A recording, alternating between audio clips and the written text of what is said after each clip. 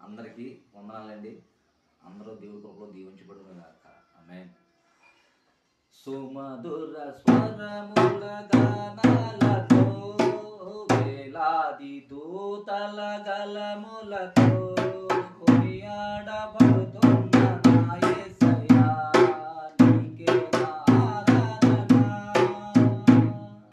సుమధుర స్వరముల గానాలతో వేలాది దూతల గలములతో కొనియాడబడుతున్న నా యేసయ్యా, మీకే నా ఆరాధన.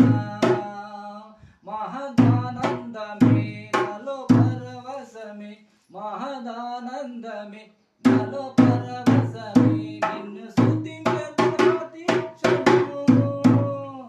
సుమధుర స్వరముల గానాలతో